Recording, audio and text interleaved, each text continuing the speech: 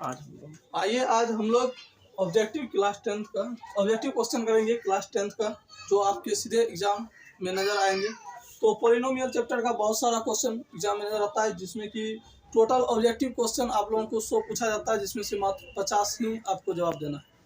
तो जिसमें से पोलिनोमियल का लगभग 4 से 5 क्वेश्चन आ जाता है। तो आइए हम उसको सॉल्व करते हैं। तो यदि द्विघात बहुपद x² - x + 4 के शून्यक अल्फा और बीटा हैं, तब अल्फा प्लस बीटा का मान है। तो अल्फा प्लस बीटा का मतलब हो गया शून्यांकों का योगफल। तो ये अल्फा प्लस बीटा बराबर डायरेक्ट होता है -b/, यानी -x का गुणांक बटे x² का गुणांक होता है। तो x का गुणांक यहाँ पे -1 है, तो माइनस यहाँ है, पहले से -1 है, और बटे में इसका 1 करेंगे तो इक्वल टू इसका आंसर 1 आएगा, जो ऑप्शन सी में है। तो आप लोग गलती नहीं करेंगे, -1 ए में दिया है, इन सी में सिर्फ 1 दिया है। तो हम लोग आगे क्वेश्चन की ओर बढ़ते हैं। तो दूसरा क्वेश्चन है कि द्विघात बहुपद के शून्यांकों की संख्या। तो द्विघात बहुपद यानी 2, तो जैसे द्विघात बोले तो ऑप्शन 2 में मार देंगे कि 2 ही होगा। अगर त्रिघात बोले तो 3 होगा। अगर रेखिक बोले तो 1 होगा। द्विघात बोला तो 2 होगा, और अगर त्रिघात बोले तो 3 होगा। चलिए अगले क्वेश्चन की ओर। तो तीसरा क्वेश्चन है, यदि बहुपद Px = x² - 2x + 5 के शून्यक a और b हैं, तो a × b का मान है। a और b रहे शून्यंक या अल्फा बीटा रहे, कुछ भी रहे, तो इसका गुणनफल जो होता है अल्फा × बीटा का गुणनफल होता है c/a, यानी अचर पद बटे x² का गुणनफल। तो अचर पद इसमें यहाँ पे 5 है, और इसका a में यहाँ पे 1 है, इक्वल टू 5 हो गया, इसलिए ऑप्शन नंबर इज सी। तो हम लोग तीसरे क्वेश्चन क्यों है, यदि अल्फा बीटा द्विघात बहुपद f(x) = x² - 5x + 7 की मूल हो, तो 1/अल्फा प्लस 1/बीटा का मान क्या होगा। देखिए इसका डायरेक्ट आप लोग क्या कीजिएगा कि अगर 1/अल्फा प्लस 1/बीटा बोले तो इसको याद कर लीजिएगा कि -b/c होता है। तो इसके हिसाब से अगर -b देखा जाए तो -5 है, और c देखा जाए तो 7 है। इसका हो गया 5/7, और ये सीधा याद कर लीजिएगा। अगर याद नहीं होता है तो देखिए ये सॉल्व कर सके देख सकते हैं कि अल्फा × बीटा होगा, और ऊपर में अल्फा प्लस बीटा होगा। तो इसका सॉल्व कीजिएगा तो -b/a, और इसका c/a होता है, तो a कैंसिल हो जाता है, इसलिए -b/c पे हम लोग डायरेक्ट इसको बैठा देते हैं। ऑप्शन इसका 5/7 है, ऑप्शन बी हो जाएगा। हम लोग चौथे क्वेश्चन की ओर है। कहता है एक द्विघात बहुपद के मूलों का योगफल तथा गुणनफल क्रमशः 2 तथा -15 है, तो द्विघात बहुपद होगा। देखिए योगफल दिया हुआ है, यानी कि अल्फा प्लस बीटा का वैल्यू पहले से दे दिया है 2 है, और अल्फा × बीटा का वैल्यू -15 है। तो द्विघात बहुपद बोला गया था। द्विघात बहुपद का फॉर्मूला होता है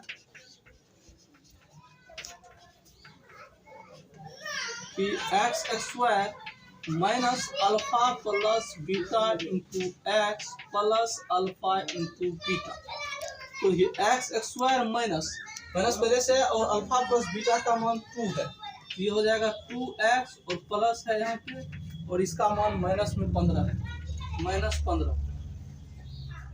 तो इसको तोड़ेंगे तो हो जाएगा x² - 2x - 15, जो कि ऑप्शन डी है। आइए ये सवाल एपी का है, जिसमें तो बोला है 4, 10, 16, 22 और 28 का सर्वांतर याद करें। सर्वांतर बोलेगा तो इसका मतलब हुआ डी इक्वल टू होता है फॉर्मूला a2 - a1। तो a2 देख लीजिए यहाँ पे 10 है, और a1 4 है, तो 10 - 4 = 6। तो ऑप्शन नंबर डी इसका सही होगा। देखिए ये एपी का ही क्वेश्चन है, इसमें भी बोला है सर्वांतर नहीं ज्ञात करना। कहता है यदि किसी एपी का सामान्य पद 3n - 5 है, तो इसका सर्वांतर। देखिए सामान्य पद बोले या nवां पद बोले, ये हमारा an पहले से दे दिया है 3n - 5। तो सबसे पहले क्या करेंगे, 3n + 5 होगा।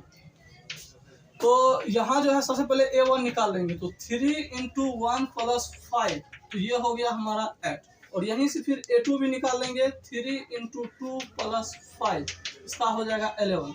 अभी तुरंत होता है D = होता है A2 - A1, तो 11 - 8 = 3। Option number C. तो ये भी सवाल एपी का है, कहता है निम्नलिखित में कौन समांतर श्रेणी में है। तो समांतर श्रेणी में बोल रहा है, इसका मान डी सबका वैल्यू क्या होना चाहिए, सेम होना चाहिए। तो अगर इसका हम लोग डी निकालते हैं तो 4 - 2 = 2 होगा। अगर डी फिर से निकालेंगे तो 8 - 4 = 4 हो जाएगा। पहला ऑप्शन तो ऐसे गलत है। तो अब हम दूसरा देखते हैं, तो इसका जब निकालेंगे तो डी = हो जाएगा -6, और माइनस पहले से होता है तो ये +10 = 4 हो जाएगा। और फिर इसका आगे भी एक बार चेक करके देख लेंगे, -2 + 6 = हो जाएगा, फिर भी 4 होगा। और फिर आगे है तो 2 + 2 हो जाएगा =4, यानी कि ये सारा मैच कर रहा है। तो इसका मतलब ऑप्शन बी सही है। देखिए 8वां क्वेश्चन है, ये भी एपी का है। कहता है यदि p + 1, 2p + 1, 4p - 1 एपी में है तो p कम है। तो ये जब कभी भी बोला जाए कि एपी में है, इसका मतलब सबका डी का वैल्यू सेम होगा। अगर पहले इस दोनों का अगर डी निकाला जाए तो 2p + 1 माइनस होता है, इसमें करेंगे तो ये -p और ये भी -1 हो जाएगा। तो इसको काटेंगे तो ये दोनों कट जाएगा, 2p में से p जाएगा तो यहाँ p बचेगा।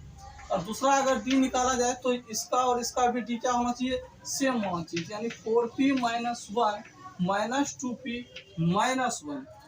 तो इसका करेंगे तो ये हो जाएगा 2p और ये हो जाएगा -2। और कह रहा है कि ये एपी में, तो ये डी और ये डी दोनों बराबर हो जाएगा, यानी 2p - 2 = p। और इस p को इधर लाएंगे तो हो जाएगा 2p + p = 2। तो 3p = 2 हो जाएगा। तो p = हो जाता है ऐसे में 2/3, क्योंकि ऑप्शन मैच नहीं कर रहा है।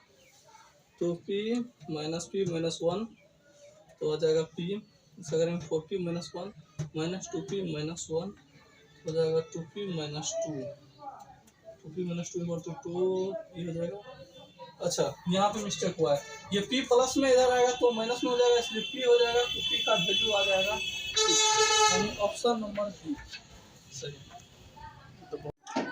देखिए ये जो है त्रिकोणमिति का सवाल है, कहता है 1 + tan xy थीटा का मान क्या होगा। तो देखिए आप लोग याद किए होंगे कि sec xy theta - tan xy theta = 1 होता है। और यहाँ से sec xy थीटा निकाला जाए तो 1 + tan xy थीटा, और इसी का वैल्यू पूछ दिया है हम कि 1 + tan xy थीटा का क्या होगा, इसका हो जाएगा sec xy थीटा। ये त्रिकोणमिति का सवाल है, कहता है यदि 3θ = 90 डिग्री तो cos थीटा का मान क्या हो। ये 3θ = दिया हुआ है 90 डिग्री, यहाँ से सबसे पहले हम लोग थीटा निकाल लेंगे तो ये 30 डिग्री आ जाएगा। और ये हो जाएगा cos 30 डिग्री। cos 30 डिग्री का मान होता है √3/2, इसलिए ऑप्शन नंबर बी इसका सही होगा। ये त्रिकोणमिति का ही सवाल है, जो कि व्यंजक दिया हुआ है 1 - cos⁴ थीटा का मान क्या है।